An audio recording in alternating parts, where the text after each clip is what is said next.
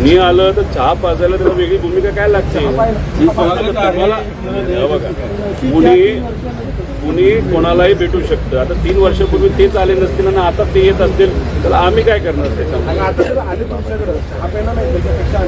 होत नसतं. मी तुम्हाला सांगतो, सुनील तटकरे असतील नाहीतर प्रफुल्ल पटेल असतील, काही झालं तरी भाजपमधूनच लागतात. उगाच आपण इथे टाइमपास करत बसायचं आणि कशाला. त्यांचं ठरलेलं वालं ते ठरलेत आणि 22 आमदारांचं ठरलेलं आहे.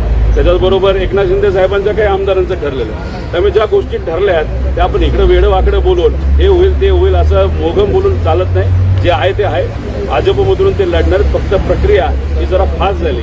2029च्या आधी जी प्रक्रिया व्हायला पाहिजे होती ती आधीच झाल्यामुळे आत्ताच प्रवेश करतात. पण आत्ता प्रवेश केला तर परत इलेक्शन होईल आणि जर परत इलेक्शन तटकरेंचं त्या ठिकाणी झालं तर ते काही निवडून येणार नाही. शिंदे गटच त्यांना त्या ठिकाणी पाडेल. असं नाही, ते काय घेऊन जाणार असं होत नसतं. भाजपने ट्रॅप लावलेला आहे आणि त्या ट्रॅपमध्ये बरेच आमदार हे अडकलेले आहेत असं कुठंतरी लोकांची चर्चा. घड्याळ पण आणि धनुष्यबाण दोन्ही मिळून 40.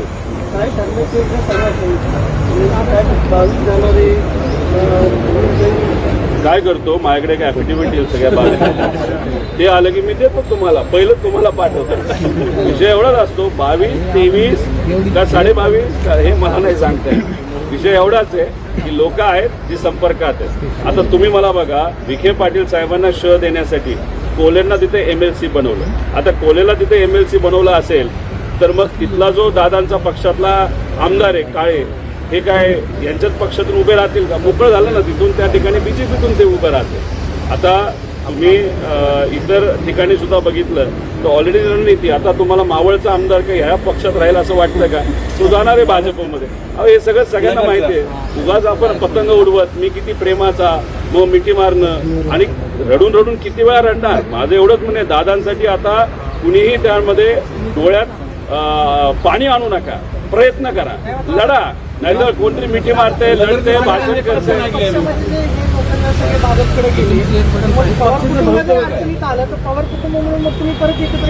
पवार कुटुंब काय पवार आडनावाचं नाही. पवार कुटुंब हे महाराष्ट्रातील लोक आहेत. त्यामुळे पवार साहेब जो काय ठिकाणी निर्णय घेतील, महाराष्ट्राची जनता ही पवार साहेबांबरोबर त्या ठिकाणी राहील आणि आम्ही सुद्धा विचाराबरोबर पवार साहेब. आम्हाला सोपं आहे ना सत्तेत जाऊन बसायचं. पण इथं आता इथं आम्ही जर बोललो नाही तर मला सांगा, महिला अत्याचाराचे विषय बाहेर येणार आहेत का? कांद्याचा विषय बाहेर येणार आहे का? दादांना न्याय देण्याचा विषय बाहेर येणार आहे का?